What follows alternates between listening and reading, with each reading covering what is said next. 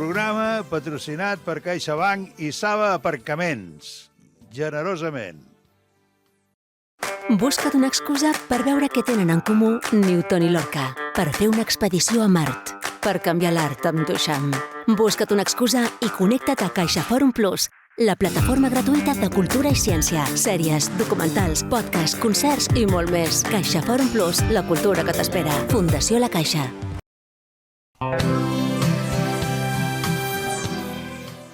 Buenos días, Domingo. Estamos aquí como siempre, y siempre con la literatura, y siempre con gente de primerísima fila.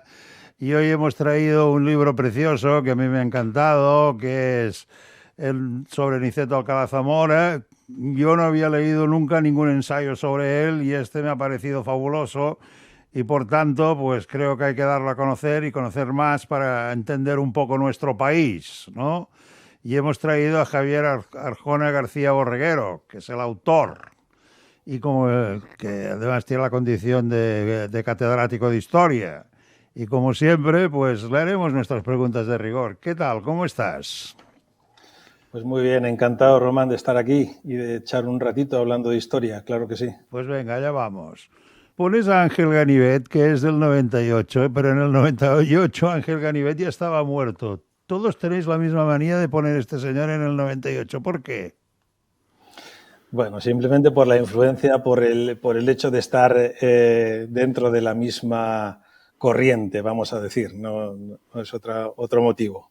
Alcalá Zamora siempre celebró con fervor la Semana Santa y su recogimiento. Esto es en todos los andaluces, creyentes y no creyentes, ¿verdad?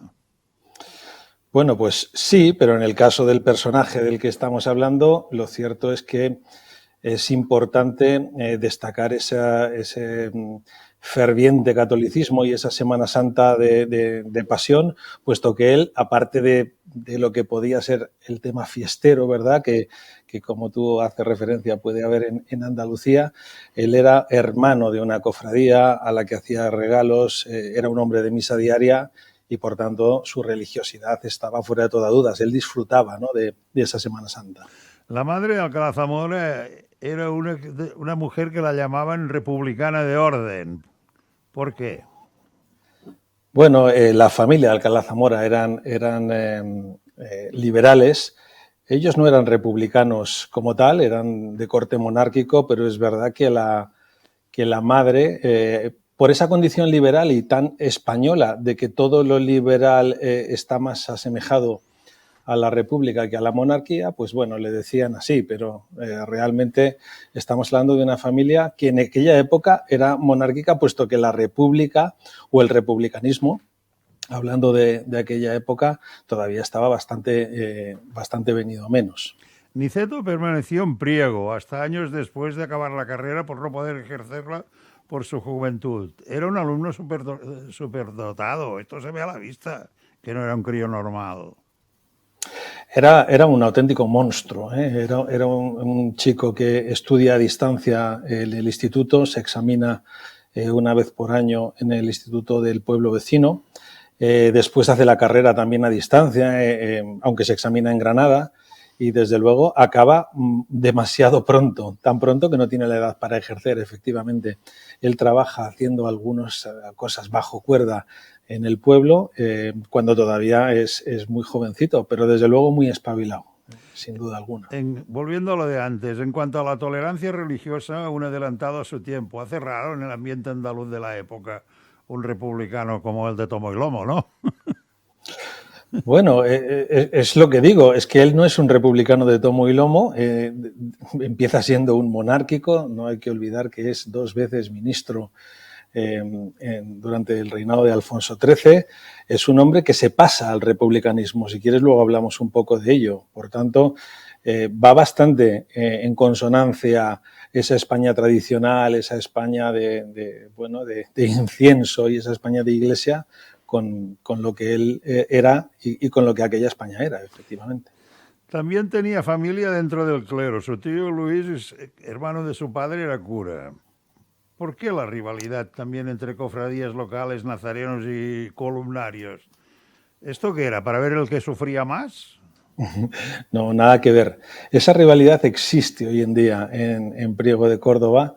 es simplemente una rivalidad sana. Una cofradía y otra pues tienen la rivalidad, una sale en Jueves Santo, la otra en Viernes Santo, pero las dos se acompañan, las dos se apoyan y las dos tienen el mismo objetivo. La rivalidad es un poquito deportiva, vamos a decirlo así. Segismundo Moret vio clara su amargura por la pérdida de Cuba. Esto siempre fue una negligencia de Madrid, por lo que lo de la indestructible vitalidad de España queda en entredicho. Ahora que hay tanto problema en no querer reconocer autonomías y todas estas cosas, entiendo que no se reconozca o no quiera reconocerse, diríamos, por decirlo de alguna manera, el independentismo. Pero es que ya en aquella época ya ocurría y, sin embargo, les volaron las colonias, pero con una facilidad tremenda. ¿Por qué esto? Bueno, en la historia de las colonias todos la conocemos, la Guerra de Cuba. Tiene muchos componentes que se salen de este libro. Podemos entrar en ello, pero la Guerra de Cuba efectivamente viene como consecuencia de un elemento básicamente económico, como todas las independencias, un elemento económico. Cuba quiere tener la capacidad de comerciar, que tiene la capacidad de establecer acuerdos al margen de lo que suceda a 7.000 kilómetros de distancia. Luego tuvo el apoyo de Estados Unidos y acabó en independencia. Efectivamente. El Consejo de Estado ha sido siempre en España, como en Francia, un plantel de gobernantes. Si lo vieran hoy, apretarían a correr, ¿no? Pues poco tiene que ver, efectivamente, poco tiene que ver. El Consejo de Estado en aquella época era, vamos a decir que en general la política, ¿verdad? Porque si comparamos lo que había en las Cortes en aquel primer cuarto de siglo con lo que nos encontramos hoy en día, la calidad, la categoría, bueno, estaban Unamuno, estaban Ortega y Gasset, estaban personajes de muchísimo empaque.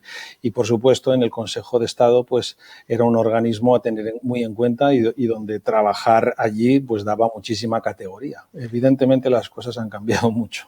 Alcalá Zamora y el conde de Romanones trabaron una estrecha relación política que interesaba a ambas partes, porque si uno era republicano y el otro era totalmente, a la fuerza tenía que ser monárquico, ¿no?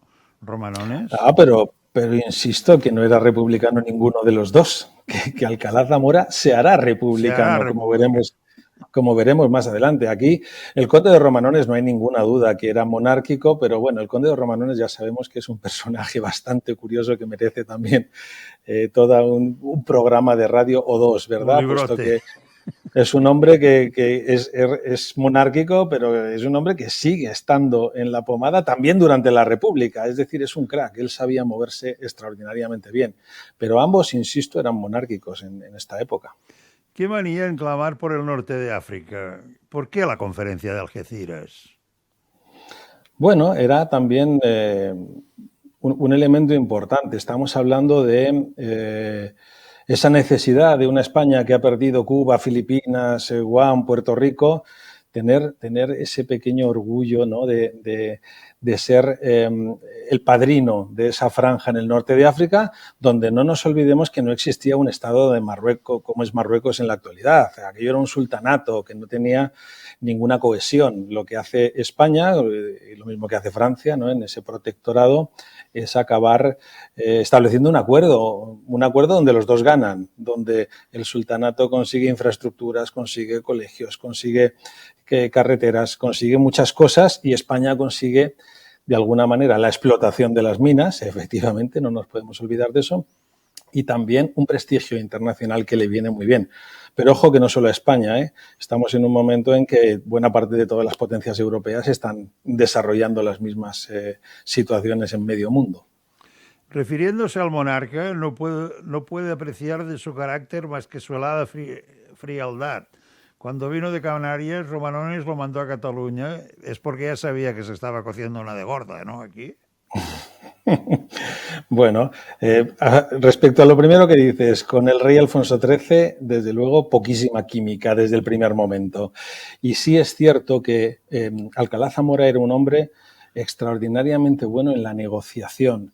Y sí, en Cataluña, desde luego, al principio del siglo XX, está, vamos a decir, empezando a moverse un germen interesante que entiende el conde de Romanones que Alcalá Zamora es muy capaz de manejar. De hecho, siempre será así. Alcalá Zamora será muy amigo de Maciá y conseguirán entre los dos siempre llegar a un acuerdo. Es una gran virtud, una capacidad negociadora que también es envidiable, ¿no?, si la comparamos con los tiempos que corren, sin duda alguna. España parecía amenazada por un proletariado de sotanas reclutado entre los monjes que huían de Francia. Esto ha sido siempre así. Alcalá siempre fue, y aún así, Alcalá siempre fue un gran defensor del catolicismo. Sí, bueno, aquí se mezclan dos cosas. Por un lado está efectivamente el catolicismo, la religión católica, y por otro lado está la Iglesia, ¿no? Durante aquellos primeros años de reinado de Alfonso XIII, en que Alcalá Zamora es diputado, ¿qué es lo que sucede? Pues que efectivamente vienen desde Francia muchos, vamos a decir así, frailes, muchos monjes que vienen, huyendo de un país que se ha declarado abiertamente anticlerical. Entonces, aquí hacen saltar las alarmas, ¿no? Por un lado va la Iglesia en sí, es decir, este concepto de Iglesia, y por otro lado va la religiosidad. Tengamos en cuenta que un personaje como Canalejas, con quien trabajará Alcalá Zamora, es católico de misa diaria también, pero también tiene un componente que se le achaca de anticlerical, por el mero hecho de que trata de poner un poco de cordura. No hay presupuesto para todos los frailes que vienen de Francia, ¿no?, ni para que siga creciendo las órdenes religiosas en España. ¿Cuánto duró el gobierno de Mayra, que lo llamaron largo? Pues el gobierno de Maura son 2 años. Lo que pasa es que en aquella época un gobierno estable era muy complicado de conseguir. Entonces, bueno, un gobierno largo, imagínate, 2 añitos nada más. Caray, tendrían que tomar nota de hoy en día. Nunca he entendido cómo en la España de principios de siglo había tantos periódicos con el nivel de analfabetismo que había, porque en Cataluña había un montón de periódicos y sé que en Madrid igual y en Andalucía también. ¿A qué te refieres con el nivel de analfabetismo? Bueno, que había, me parece que está incluso contado. El nivel de analfabetismo en España, en quieres decir. En España, en el 36, había un nivel de analfabetismo que, vamos, que avergonzaría, vamos, Terrible. a un estado más bajo que nosotros. Y sin embargo había un montón de periódicos. Es que en Barcelona solo creo que se editaban 7 u 8 periódicos ya en aquella época, y en Madrid igual. Bueno, vamos a decir que es que existe muy poca clase media. Hay una clase alta, culta, hay una clase cultivada y que hace consumo de esos periódicos, y luego, desde luego, hay una clase baja profundamente inculta que estamos hablando que, por ejemplo, en Andalucía rondaba el 70%. Por eso mismo. Gente analfabeta. Pero quien consumía esos periódicos no eran estos personajes, sino era un estrato social, una burguesía, ¿no?, que eran los auténticos dominadores del escenario político en aquel momento. Don Niceto era partidario de la separación de poderes y de la libertad religiosa. Este último creo que no se entendía mucho por aquel entonces, lo de libertad religiosa. Bueno, don Niceto lo que tenía muy claro es que en los tiempos que corrían y mirando hacia Europa, la separación Iglesia-Estado tenía que ser un hecho consumado. A nadie se le podía obligar a ninguna otra cosa y, por tanto, la libertad religiosa era algo que iba en consonancia con la democratización de Europa, que ya estaba, digamos, bastante avanzada tras el siglo XIX.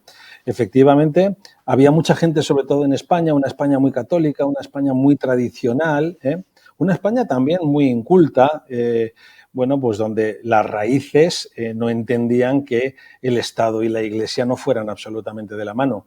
Él, siendo católico, entiende perfectamente que una cosa no quita la otra, y siendo miembro del Partido Liberal considera que es necesario. Conviene recalar que Alcalá defendía el unitarismo y velaba para asegurarse una consistente vertebración del país. Explícanos esto. Bueno, no es que Niceto Alcalá Zamora fuera un hombre centralista, como dirá en algún libro Stanley Payne, sino que era partidario de que España fuera una unidad. Y a partir de ese elemento sí que es capaz, sobre todo en la etapa republicana, de entender la necesidad de una autonomía pero no para todas las regiones. Fíjate qué curioso. Él entiende la necesidad de una autonomía para Cataluña, él entiende la necesidad de una autonomía para el País Vasco y entiende que estas cosas son exclusivas y no deben de ser un traje a patrón, ¿no? Es decir, debe ser algo muy específico, adecuado a la idiosincrasia de cada uno de estas regiones, ¿no? La España cainita siempre ha tenido tendencia a dividirse en dos bandos antagónicos, siempre que se ha tenido oportunidad de hacerlo. En la actualidad es el PSOE y el PP. ¿Y entonces qué Bueno, era? ¿El Partido Radical y el Partido Republicano? Bueno, en aquel momento los dos partidos más importantes al principio de la etapa monárquica, Partido Conservador y Partido Liberal, ¿eh? Luego van entrando poco a poco los partidos republicanos, el Partido Radical, efectivamente, el Partido Reformista de Melquiades Álvarez, poco a poco van entrando, pero si queremos hablar de un bipartidismo, conservadores y liberales, que son los turnistas que se ponen en juego a partir de la Constitución de 1876. El abogado cordobés era partidario de la neutralidad española en la Gran Guerra. ¿Qué es lo que tenía que ir a buscar allí? ¿Para qué quería meterse? ¿O para qué no sabía? Al revés, es partidario de la neutralidad. En Por aquella eso. España es muy curioso. Esto además vendría a colación con un análisis con la situación actual, ¿no? Todo el mundo tenía sus favoritos, ¿no? España estaba dividida entre aliadófilos y germanófilos. El propio rey Alfonso XIII era partidario de entrar con los aliados en la guerra. Aquí será Eduardo Dato, el personaje importante que pone pie en pared y dice, aquí no vamos a entrar en ninguna guerra porque esto es una desgracia. Y Alcalá Zamora, siendo liberal y siendo del partido contrario, le apoyará, porque también entiende la soberana bobada de tratar de entrar en una guerra que no va a traer más que desastre, ¿no? Cambó era más partidario de tener un presidente de menos relieve. Sería para lucirse él, ¿no? Bueno, Cambó era muy listo, ¿eh? Estamos hablando de esa derecha catalana, burguesa de toda la vida, y Cambó sabía que podría manejar mejor la situación. Era muy amigo del rey Alfonso XIII, y conseguía lo que quería. Entonces Cambó siempre pensaba que tener un presidente un poquito más manejable era para sus intereses, que al final eran los intereses de Cataluña, pues una ventaja importante. Y lo conseguía, desde luego. Niceto habla bien de sus clientes. Si me favorecieron cuando eran clientes, más lo hicieron cuando dejaron de serlo. Como abogado tenía un despacho que le iba de maravilla, ¿eh? Era un gran abogado, aparte de ser un jurista de enorme prestigio, era un gran abogado, tenía un despacho en Madrid muy, muy importante, y esa frase hace referencia a que efectivamente cuando él es ministro de Fomento en el año 1900, a partir de 1917, tiene que lidiar con una situación complicada como consecuencia de la Gran Guerra en Europa. Hay escasez también en España, precisamente porque estamos exportando muchos productos a Europa. Y él lo que se da cuenta aquí es cómo algunos de sus clientes habituales, cuando ven que no sean favorecidos por el ministro de Fomento, también le quitan a él, digamos, negocio a posteriori, ¿no? Bueno, se demuestra una vez más que era un hombre, desde luego, profundamente honrado, como muchos de sus coetáneos, aunque eran rivales, siempre han defendido, ¿no? No se puede ser a la vez Bolívar en Cataluña y Bismarck en España. Explícanos esto. Esta es una frase emblemática que le dice en el Congreso de los Diputados precisamente a Cambó. ¿Y por qué se lo dice?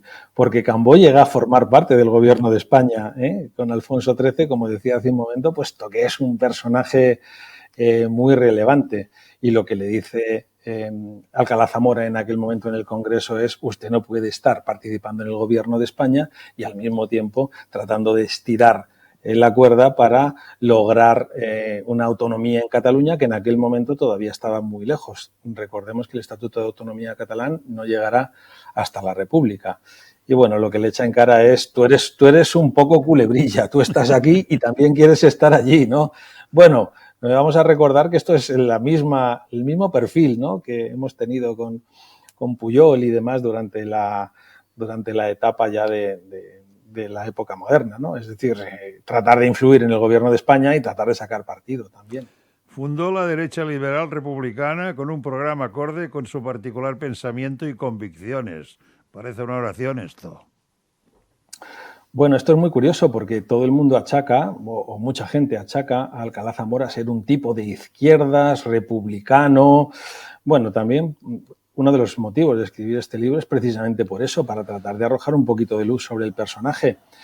Él, desde luego, pues poco tiene que ver con ese perfil. Él es más bien, hoy diríamos, una persona de centro. Pero en aquella época, ser una persona de centro, él lo trata de gestionar con un partido que funda con Maura, con Miguel Maura, que es derecha liberal republicana. Que quede bien claro, además, uno de los grandes tópicos de este país, derecha liberal republicana. Se puede ser republicano de derechas, porque también tenemos aquí el estigma de que solamente alguien de izquierdas tiene la potestad de ser republicano. Pues no es el caso de aquel Alcalá Zamora ya metidos en el año 1930. Desastre de Anual. Para Niceto, parte del problema de aquella derrota fue el gobierno de Allende Salazar. ¿Es bueno, así esto? Esto es así, pero digamos que el problema de Marruecos viene de muy atrás, ¿no? Viene de la propia gestión que hace de Marruecos el rey Alfonso XIII, que es muy amigo de los militares, que trata de poner en marcha sus opiniones, y el pobre Allende Salazar no es más que un monigote en este momento en aquella cuestión. El desastre de Anual son un conjunto de errores que van uno detrás de otro, y que, bueno, en algún caso sí se apunta al rey Alfonso XIII como impulsor de alguna maniobra que salió rematadamente mal. Tan rematadamente mal como que murieron 13.000 soldados, ¿no? Por eso. Al final Alcalá fue para el puesto de presidente del Senado, que tanto anhelaba. ¿Por qué quería ser presidente del Senado? Del Senado nunca fue presidente, esto es incorrecto. Entonces lo he leído mal. Sí, el presidente del Senado jamás lo fue. Él, sobre el Senado, lo único que dijo ya en la República es que era partidario de que hubiera un Senado. En la Segunda República solamente hubo una Cámara y él siempre defendió que esto fue un error muy grande, puesto que una segunda Cámara hubiese hecho de contrapeso, pero él jamás fue presidente del Senado. No, que no lo fue, ya lo sé, pero es que aquí pones Alcalá Zamora, compartió silla con el gobierno de Santiago Albá por el puesto de presidente de Senado que tanto anhelaba. Bueno, lo he leído muy corto, pero nada más. Bueno, nada. Bueno, es igual, no pasa nada.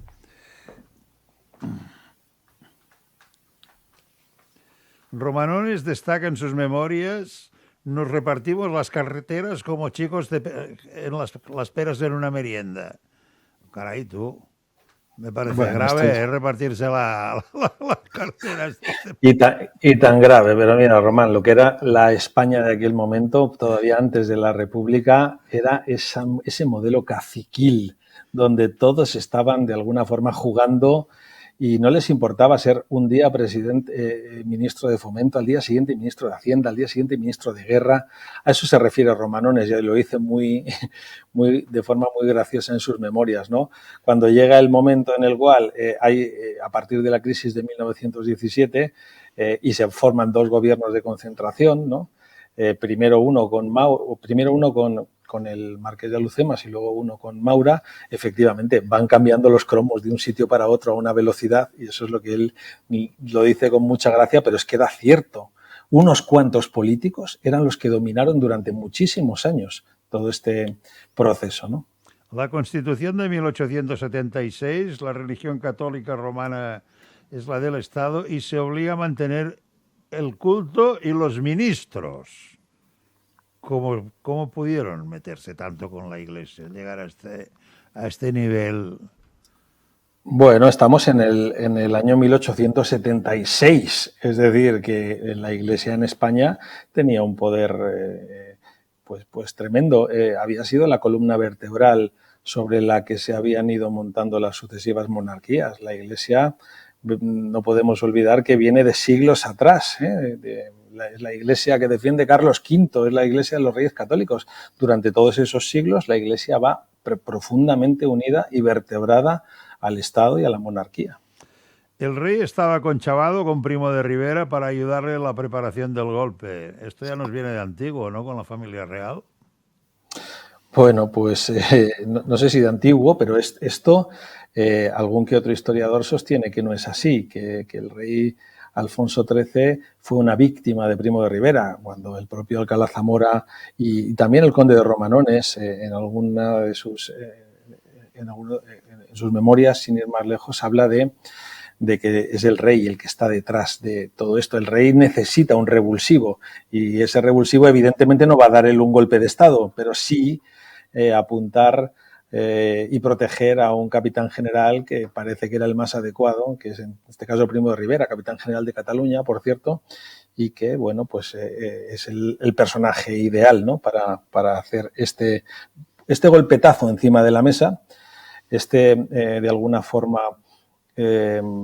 dejar en suspenso la Constitución y poder intentar rebajar la enorme crispación que había en aquella España como consecuencia de, bueno, pues ese trienio bolchevique. No olvidemos que hay mucho asesinato en las calles, patronal, sindicatos, el anarquismo está empezando a coger fuerza en la misma Cataluña, una región muy industrial, es bastante común, ¿no?, toda esta guerra subterránea. Y de hecho, hemos de decir una cosa, hablando de Cataluña, ¿no? Cataluña es la que primero aplaude este golpe de Estado de Primo de Rivera, probablemente porque había sido capitán general de Cataluña y había una vinculación especial, y segundo porque todo el tejido industrial catalán de repente se calma y se puede empezar a producir y se puede empezar a funcionar de la manera que se buscaba, ¿no? El monarca aparentaba un trato agradable y simpático a primera vista, pero según Alcalá se trataba de una manera importada, ya que nunca llegaba a transmitir una imagen franca y real. Sí, ya decía antes que no le tenía en buena estima. Alcalá Zamora siempre pensó que el rey Alfonso XIII no estuvo a la altura de las circunstancias. Le acusaba de haber nacido rey, porque es verdad que desde el momento en que nace ya es rey, porque es puesto que estaba embarazada su madre en el momento en que fallece Alfonso XII. Y siempre le acusa de haber vivido en esa burbuja y no haber sido, digamos, consciente de la realidad, ¿no? Alcalá Gálvez recuerda que el pueblo recibió la dictadura con alborozo. Bueno, si tan mal iban las cosas, lo puedo entender. Es lo que decía antes. En general, yo creo que ha sido el golpe de Estado más aplaudido de la historia de España. ¿Cuál fue el único problema o el gran problema de ese golpe de Estado? Que teóricamente iba a ser un golpe de Estado para poner orden en el país en un plazo aproximado de 3 meses y a continuación devolver otra vez la Constitución al pueblo y que las cosas continuaran. ¿Qué es lo que sucede? Pues que ya sabemos, cuando alguien toma el poder parece que debe de gustar mucho porque nadie quiere soltarlo ni con agua caliente. Sí. ¿Y qué es lo que le pasa a Primo de Rivera? Pues que de 3 meses nada, está 7 años hasta que el propio rey Alfonso XIII se lo quita de en medio por su propio beneficio, ya que estaba toda la opinión pública en contra de él. Don Niceto pudo constatar cómo era víctima de una intencionada persecución injustificada por Juan Bofill, diputado de su facción. O sea, en sus propias filas ya se lo querían cargar. Bueno, la política de aquel entonces era terrorífica. Dentro del Partido Liberal llegó a haber muchas facciones, pero es que dentro del Conservador también. Los cuchillos no eran de partido en partido, sino dentro del propio partido. Algo que igual en la actualidad algo vemos, ¿verdad? Algo vemos en los principales partidos, por lo menos, pero desde luego en aquella época eran manifiestamente facciones. Es más, se presentaban a las elecciones como facciones. Imaginémonos ahora el Partido Socialista A, el Partido Socialista B, y cada uno iba, digamos, con sus propias listas, ¿no? Santiago Albá, Sánchez Guerra, Eduardo Ortega y Gasset, los tres contrarios al régimen para incorporarse al esperpento de la Asamblea Nacional. ¿Qué era exactamente la Asamblea Nacional que le llamas esperpento? La Asamblea Nacional es algo que pretende hacer Primo de Rivera durante la dictadura. Como está suspendida la Constitución y como no hay Parlamento, él trata de alguna manera de crear un sucedáneo de Parlamento. Pero claro, es un Parlamento que no es con diputados votados por sufragio, ni mucho menos. Él nombra a las personas que a él le interesan y cuando le sugiere a algunos políticos que formen parte de esa asamblea, pues dicen que no. Entre ellos, pues el propio Alcalá Zamora, que no quiso saber nada de ese montaje, puesto que no tenía nada que ver, ¿no?, con una democracia o con algo similar. En el Teatro Apolo de Valencia, en abril del 30, como antesala de este discurso en el que don Niceto Sí, cruza el Rubicón. ¿Por qué tuvo que cruzar el Bueno, Rubicón? ese es el momento en que yo digo que se hace republicano, ¿no? Eh, Niceto Alcalá Zamora vive durante estos años, desde 1923 hasta 1930, bajo la dictadura de Primo de Rivera. Se lleva mal con Primo de Rivera, aunque habían tenido una buena relación cuando Alcalá Zamora era en el año 22 ministro de Defensa. Pero en este momento Alcalá Zamora se da cuenta de que el régimen de Primo de Rivera lo que hace es perpetuarse en el poder y que por tanto no hay democracia ni va a haber democracia. Es el momento en que él empieza a analizar qué posibilidades tiene España. Una, pues quitarnos al rey, ¿no? Si nos quitamos al rey, nos quitaremos esta situación. Bueno, llega a la conclusión de que no, que el rey está tan contaminado como lo había estado el dictador, que había salido en el mes de enero de aquel año 1930. Por tanto, es lo que piensa que hay que hacer un borrón y cuenta nueva, hay que empezar de cero y que la monarquía y la Constitución de 1876 se habían quedado anticuadas. Es cuando se da cuenta que la única solución es la República. Y es la primera vez que habla de la República es precisamente en ese Teatro Apolo de Valencia en abril de 1930, donde de una manera pues pública por fin hace esa confesión hacia el republicanismo, pero él lo entiende como única solución para volver a la senda democrática. Por eso decía al principio que nunca fue republicano desde el principio. Él entiende la república como la solución. Alcalá Zamora explicó que el camino era la evolución, no la revolución. La república la han hecho posible los republicanos. Bueno, porque él efectivamente entiende que las cosas en España tienen que ir dándose a partir de un proceso ordenado. Él habla siempre de una república de orden. Y él lo que se le pone los pelos de punta es pensar que la república o cualquier cambio de régimen pueda venir de una manera dramática, bajo una revolución. Por eso habla de evolución, no de revolución, ¿no? Es un poco, una vez más, el perfil que él tiene. Llega a encabezar una segunda república y lo trata de hacer con el consenso de todas las fuerzas políticas. Trata de montar una república burguesa, de orden, una república que no tiene nada que ver con la que después nos encontraremos. Largo Caballero y Besteiro encontraron poco entusiasmo, por decirlo de alguna manera, el movimiento republicano por creerlo prematuro. Bueno, es que hay una cosa que también es muy interesante en este libro. Todo el mundo habla de la República en clave de personajes como Manuel Azaña, como Largo Caballero, y lo cierto es que de los primeros impulsores de la República, o los grandes impulsores de la República, son dos tipos de centro-derecha. Son dos tipos que vienen de la monarquía, que son Miguel Maura, hijo de Antonio Maura, y Niceto Alcalá Zamora. Es decir, ni siquiera en aquel momento estaban convencidos otros elementos como el propio Partido Socialista, que no olvidemos que no participa en el Pacto de San Sebastián, entre otras cosas porque había sido colaborador de la dictadura de Primo de Rivera. Por tanto, estamos hablando de que, claro, no estaban preparados todavía para la República muchos de ellos. Alejandro Lerroux siempre distante y huidizo. Para mí que era muy peligroso. Lerroux, deberíamos de hablar de dos Lerroux, ¿no? El Lerroux de principio de siglo, que era un talibán, ¿no? Era un personaje muy radical, ¿no? Como funda él el partido, pero entendiendo la terminología radical como la entendemos ahora. Pero es verdad que el Alejandro Lerroux que vamos a ver a partir de 1931 es un Alejandro Lerroux veterano, es un Alejandro Lerroux que es más bien de centro derecha que otra cosa. Y bueno, es verdad que nunca se sabía muy bien si iba o si venía, ¿no? De hecho, bueno, durante la República hay algún que otro incidente en el cual, parece estar implicado, como por ejemplo la Sanjurjada, ¿no? El intento de golpe de Estado de Sanjurjo que tendrá lugar durante el primer bienio, y él siempre sale de alguna forma limpio, ¿no? Un personaje también muy interesante, Alejandro Lerroux. Cano, persona afín a la familia Maura, se presentó en la casa de don Niceto para detenerle y conducirle a la cárcel Modelo de Madrid. Don Niceto dijo que le cuadraría el título de nuncio republicano. ¿Es así esto? Bueno, lo que sucede, esa es otra de los episodios bastante curiosos. Primero, Alcalá Zamora es perfectamente consciente de que le van a detener. ¿Por qué? Porque ha tenido lugar el intento de golpe de Estado en Jaca, no ha funcionado y por tanto se da orden de que se detenga a los miembros de ese comité revolucionario que andan por toda España.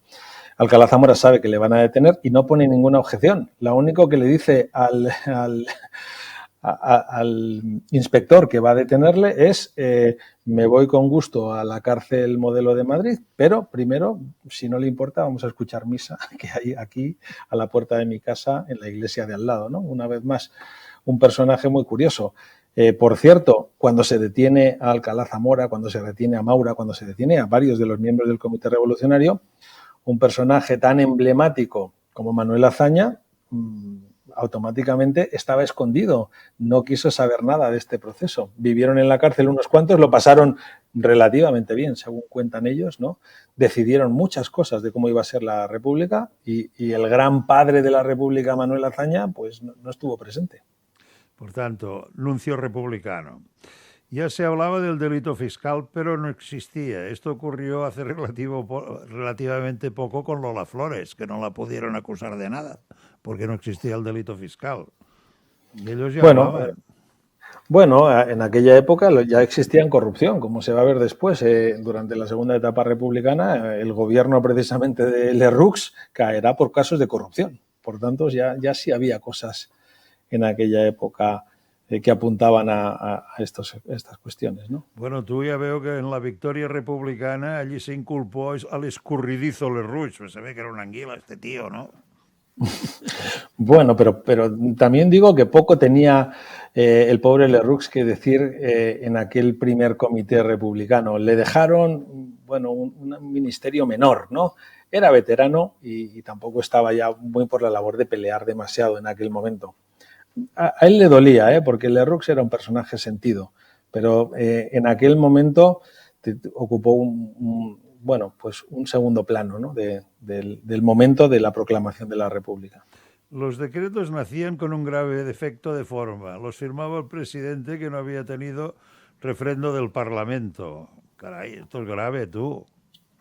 Bueno, ahí estamos hablando de la primera época republicana, la época del bienio hazañista, en la que se hacen un montón de decretos y se ponen en marcha un montón de reformas y muchas de ellas, se queja Alcalá Zamora amargamente en sus memorias de que se le pasan directamente a la firma como notario público, ¿no? Y que él muchas veces los echa para atrás y dice, no, esto yo lo tengo que entender, a mí no me podéis pasar esto. Incluso Azaña en algún momento ni siquiera es él el que le lleva los decretos, se los lleva un secretario a la firma. En la República no se produjo una purga de funcionarios por razones políticas. Bueno, ¿qué pasaba exactamente? Bueno, que acaba de entrar un nuevo régimen en España y, bueno, de alguna manera tampoco quisieron arremeter contra todo ni pensar que todo lo pasado fue malo, ¿no? Habría gente muy valiosa en puestos de la administración y no se hizo esa purga, pues, bueno, sí se hizo bastante purga, pero, bueno, no una purga como la entendemos en otros regímenes, ¿no? Pedro Segura, que acabó siendo apartado de la Santa Sede a instancias del gobierno de España. Este se ve que era un obispo de mucho cuidado, ¿no? Sí, al cardenal Segura le tenían mucha manía, los republicanos, y voy a decir una cosa, los republicanos, tanto católicos como no católicos. Los no católicos, por supuesto, pero los católicos también pensaban que era un obstáculo, ¿no?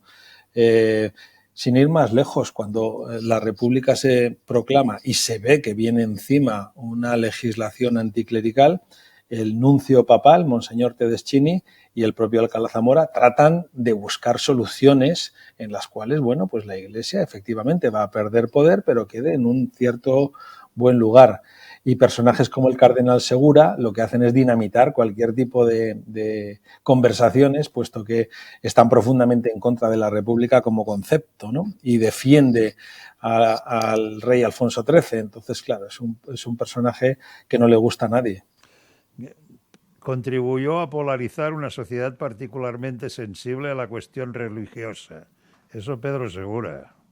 Claro, efectivamente, porque los católicos que podían decir, bueno, pues vamos a ver si con este nuevo régimen las cosas pueden funcionar, después de escuchar las pastorales del cardenal Segura, pues decían, pues no, pues parece que no hay que hacerle ningún caso a la República, ¿no? Aquí hay una frase muy bonita que dijo Azaña, que dice, los conventos de Madrid no valen la vida de un republicano. Bueno, no sé si bonita Bonita o rara. o lo contrario, ¿no? Es una frase por la que se le ha atacado mucho a Azaña. Es una frase que aparece en las memorias de Miguel Maura y tiene que ver en aquellos primeros compases de la Segunda República cuando se produce la quema de conventos que se inicia en Madrid, ¿no? Manuel Azaña sabemos que tenía un componente bastante anticlerical, tenía entre ceja y ceja a los jesuitas, a ciertas congregaciones religiosas, no quería darle a la Iglesia ninguna prebenda que no fuera o que fuera una herencia del pasado. Y bueno, ¿qué es lo que sucede? Que cuando empiezan a quemarse conventos y tratan, bueno, se empiezan a poner nerviosos, tanto Maura como algún otro ministro, él, que era el responsable de la Guardia Civil, el responsable del Ejército en ese primer momento, no quiere sacar a la Guardia Civil a la calle. Dice, no voy a crear ningún tipo de problema público porque todos los conventos de Madrid no valen la vida de un republicano, ¿no? Eso es lo que quiso decir. Una frase que, bueno, le duele mucho a Maura, que, como digo, la recoge en sus memorias. Alcalá buscaba siempre teatralizar de forma exagerada su disgusto y decepción para conseguir un objetivo. O sea, sabía llorar, ¿no? Era un llorón de mucho cuidado, era un llorón total. No solamente era un llorón, hace una cosa que hoy consideraríamos un poco infantil, ¿no? Y es que amenazaba, cuando las cosas no le salían como a él le gustaba, con dimitir. Ah, sí, no vais a hacer esto, pues yo dimito, para que fueran a decirle, no, hombre, no dimita usted, que le necesitamos, que es una persona importante, en fin. Lo hizo varias veces, ¿eh? Varias veces. Y en alguna que otra ocasión dimitió, efectivamente. Dimita usted. Se incautaron los documentos del cardenal que ordenaba la venta de los bienes de la Iglesia por temor a ser incautados por el gobierno. Esto le llamamos alzamiento de bienes aquí. Sí, esto es ponerse la tirita antes de la herida, ¿no? Pensaba que le iban digamos, a expropiar los bienes, porque eso es lo que de alguna forma se venía hablando, pero en el momento en que el cardenal Segura le incautan estos papeles no había nada todavía sobre la mesa. Luego, sí es verdad, no perdamos de vista que los jesuitas son expulsados de España y se trata de incautar sus bienes. Por tanto, Ya. algo de verdad tenía el cardenal Segura en aquellos papeles o algo había oído. ¿Qué eran las circunscripciones uninominales? Circunscripciones uninominales. Sí, lo dices en la página 232. No sé en qué contexto está la frase. Me imagino que tiene que ver con el sistema electoral, Sí, ¿no? es con el sistema electoral. Sí, que favorece de una manera o de otra. Normalmente, en aquella Segunda República, el método electoral favorecía, bueno, hoy día sigue pasando lo mismo, ¿verdad? Aquellos partidos que iban coaligados y que tenían, por tanto, más fuerza como coalición. Por ese motivo, en las primeras elecciones, arrasa los republicanos socialistas, ¿verdad? Y en la segunda pierden todos esos escaños que habían ganado en buena parte porque se desvinculan unos de otros y esa coalición se pierde. Y como sabemos hoy en España también, la unión hace la fuerza. Cuando se va, digamos, con pocos escaños distribuidos por toda la geografía nacional, pues eso no vale lo mismo que muchos escaños en una pequeña circunscripción, ¿no? También hubo una minoría agraria para tener más peso parlamentaria. Tenían los mismos problemas que hoy, ¿no? Bueno, la minoría agraria en aquel momento era parte de la derecha, ¿eh? Lo que pasa es que tiene ese nombre que parece así como campestre, ¿verdad? Sí. Pero se trata de una derecha en toda regla, una derecha monárquica casi. Aquí hay una cosa, una frase de Ortega y Gasset que tú la subrayas. 3 cosas que no podemos venir a hacer aquí, ni el payaso, ni el tenor, ni el jabalí. Pues toma, que si viera hoy en día... Absolutamente. Por eso yo decía antes que qué diferencia de categoría tenía aquel Parlamento donde se subía al estrado a hablar don Miguel de Unamuno o José Ortega y Gasset, y una de las cosas que decía en pleno debate sobre la Constitución es efectivamente esa frase tan emblemática, ¿no? Dejémonos de tonterías, que lo que tenemos que hacer aquí es que esto salga adelante y que esto funcione. Puesto que al principio todo el mundo tiene gran ilusión con la República. Después se van desencantando todos, ¿eh? Ortega y Gasset, Unamuno, bueno, y los propios próceres de la República acaban renegando de ella. Alcalá se ganó el nombre de Centinela de la República, luego salieron los neorrepublicanos. Bueno, Centinela de la República porque él, con un perfil algo paternalista, siempre pensó que la República era suya y que él era el responsable de que aquello saliera adelante, y se tomó las cosas muchas veces a título personal, ¿no? Entonces, por eso lo de Centinela de la República. Él tomó decisiones, algunas muy cuestionadas, ¿no?, durante su etapa como presidente de la República, precisamente porque pensaba que era lo mejor para España bajo su punto de vista, que no bajo el punto de vista de lo que habían dicho, digamos, las urnas por parte de los ciudadanos. Reforma agraria. Alcalá se mostró crítico por entender que el proyecto de ley violaba el derecho de la propiedad. Aquí ya le sale la vena, diríamos, más conservadora, ¿no? Claro, evidentemente había un problema grave en España en aquel momento, un campo muy mal repartido, no existía esa clase agraria propietaria que pudiera trabajarlo, y evidentemente hacía falta hacer cambios. En esto y en muchos aspectos, la República en cierta medida tuvo unas ideas muy claras sobre cómo modernizar España. El gran problema de la República es que trató de hacerlo todo deprisa y corriendo, algo que a lo mejor hubiese tardado 20, 30 años en llevarse a cabo de manera paulatina, se trató de hacer en 2 años y sin el consenso de la mitad de España. Ese es el gran problema de la República. Soy cordobés, prefiero el caos de las taifas al esplendor del califato. ¿Esto qué iba por las autonomías? Exacto, pero la frase está al revés. Prefiero el esplendor del califato al caos. O sea, prefiero un estado potente, ¿no?, que esos reinos de taifas que podrían poner en peligro, pues, el hecho de que la unidad del país, ¿no?, pues fuera el elemento fundamental, vertebrador de España. Para él esto era muy importante. Él era muy patriota. Insisto, entendiendo bastante bien la cuestión catalana y teniendo muy buenos amigos en Cataluña, por ejemplo. Hablo de Cataluña porque es la que durante la Segunda República realmente consigue su estatuto. El País Vasco lo hará, pero ya durante la Guerra Civil se retrasó bastante el tema del País Vasco.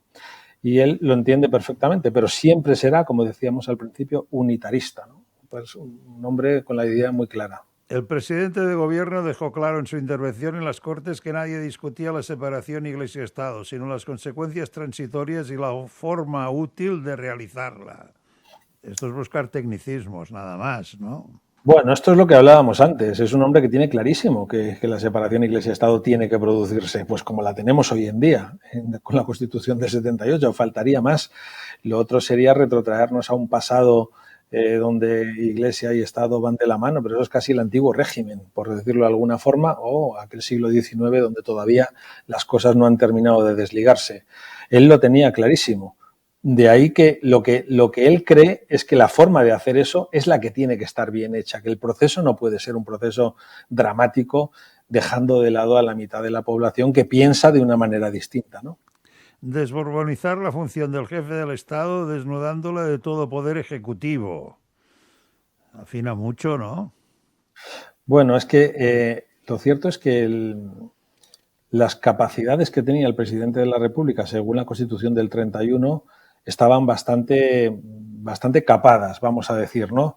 Y de alguna manera, bueno, pues él tenía las manos atadas, bueno, también como es lógico, ¿no? Era presidente de la República, elegido por una serie de compromisarios, mientras que el presidente del gobierno es el presidente elegido por votación popular, el que tenía una cierta mayoría. O por lo menos es lo que debería de ser. Él es el que propone que se haga el gobierno según ha salido de las Cortes. Y él lo que tiene es, pues muchas, de alguna forma, muchas dificultades, ¿no?, para poder hacer algunas cosas, y por eso se siente o se habla de esto de desborbonizar.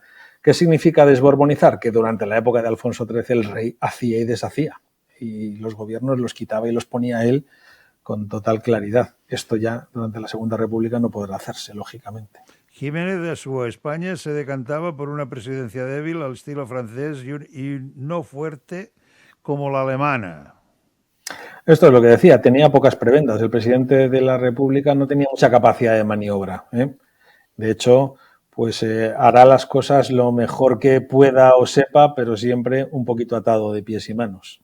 Al voto de las Cortes se asume el del número de compromisarios elegidos por sufragio universal. ¿Y cómo lo hacían esto? Bueno, pues esto, a la hora de elegir presidente de la República, había una serie de compromisarios que son los que, de alguna manera, complementaban los votos de los diputados para elegir al presidente de la República. Entonces, es el método que tiene la Segunda República para elegir a su presidente y darle este cariz un poco que estábamos hablando, con no demasiadas fortalezas, al contrario que sucedía en otros países de la Europa de entonces, ¿no? Ambicioso programa reformista de Azaña en el primer bienio republicano. Aquellas reformas cuadraban con todo el espectro político. Pues debía hacer maravillas este señor, ¿no? Bueno, Azaña es lo que decía hace un momento, trata de poner en marcha tantos cambios en tantos campos que se le va de las manos, porque es imposible. Bueno, imaginémonos ahora un gobierno que empieza a poner en marcha en España, año 2024, toda una serie de leyes en contra de la mitad de España. Bueno, pues lo que sucedería ahora ya lo sabemos, ¿verdad? Que es, en el momento en el cual cambia el gobierno, todas esas leyes quedarán derogadas automáticamente y se pondrán otras leyes. Bueno, esto es lo que trata de hacer Azaña. No tiene en cuenta a esa mitad de la población católica, conservadora, puesto que en las Cortes de 1931 no están presentes, no participaron en las elecciones, estaban todavía en estado de shock después de la proclamación de la República, y Azaña aprovecha para poner en marcha un montón de reformas que podían haber sido, insisto, tratadas de otra forma, interesantes para la modernización de España, pero que no se pueden hacer de manera unilateral, que es lo que trató de hacer él. Consecuencias de la Sanjurjada, ¿cuáles fueron?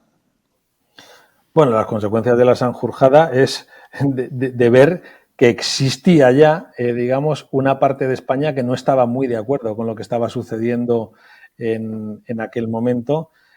Una parte de los militares ya estaban, bueno, pues empezando a asomar con el cuchillo entre los dientes. ¿Por qué? Pues porque entendían que esta república no era una república representativa de todos. El gobierno de Azaña se fue asistiendo al mortal balanceo de las dos Españas. Fue con él que hubo el bipartidismo, que vino el bipartidismo. No, con Azaña lo que se vive es un solo partido que lo que trata es de imponer. Un solo partido, no, vamos a decirlo bien, un solo gobierno que trata de imponer su criterio. Entonces, a partir de aquí, claro, las dos Españas. La otra España, ¿qué es lo que está haciendo en este momento? Esperar ansiosamente que lleguen unas nuevas elecciones para alzarse con el poder y para derogar automáticamente todas las leyes que ha puesto en marcha Azaña de manera unilateral, ¿no? Tal como hemos dicho antes al empezar, el analfabetismo rondaba el 45% y se prestó atención a la formación de los maestros, pero aún estaban mal pagados. ¿O se arregló esto? Porque no lo dices tú. Estaban mal pagados, absolutamente.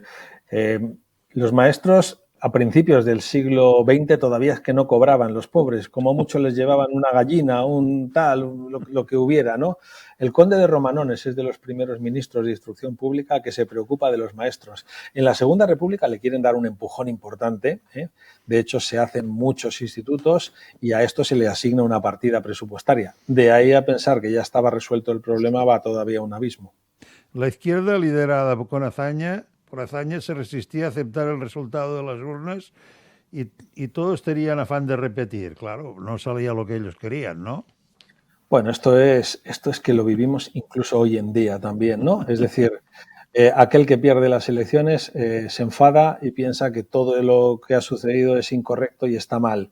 En la época de la Segunda República lo que sucede es que tienen lugar las segundas elecciones, gana el centro derecha, va a formar gobierno Alejandro Lerroux, porque es a quien le designa el presidente de la República. ¿Y qué es lo que sucede con todos los que han gobernado en la etapa anterior? Que no están de acuerdo, que consideran que esto está mal hecho, que habrá habido fraude en las elecciones, le piden al presidente de la República que por favor anule las elecciones, le piden que se forme un gobierno de contingencia republicano. Es decir, están intentando sabotear por todos los medios, intentar dar un golpe de Estado. No vamos a decir un golpe de Estado con armas, sino un golpe de Estado a base de que el propio presidente de la República se saltara todos los protocolos y anulara a quien verdaderamente había ganado las elecciones. Aquí hemos de decir que Alcalá Zamora está muy firme y es capaz de mantenerse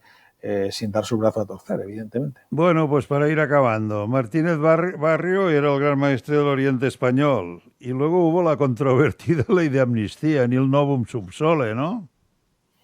Bueno, aquí dos cosas diferentes, ¿no? Efectivamente, la masonería estaba muy presente en aquella Segunda República. Había 100 y pico diputados que eran masones, ¿no?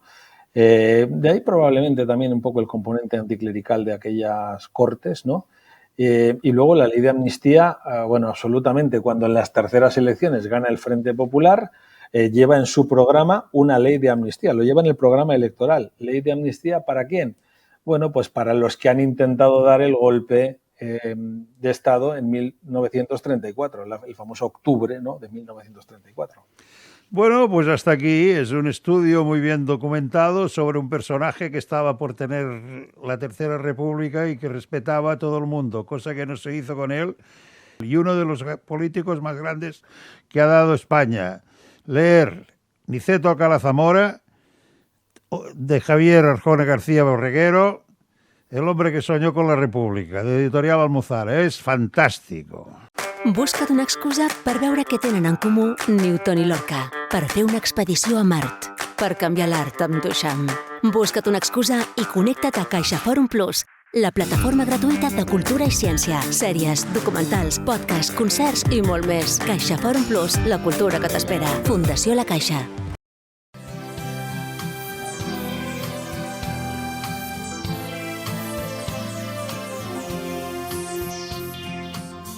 Programa patrocinat per CaixaBank i Saba Aparcaments. Generosament.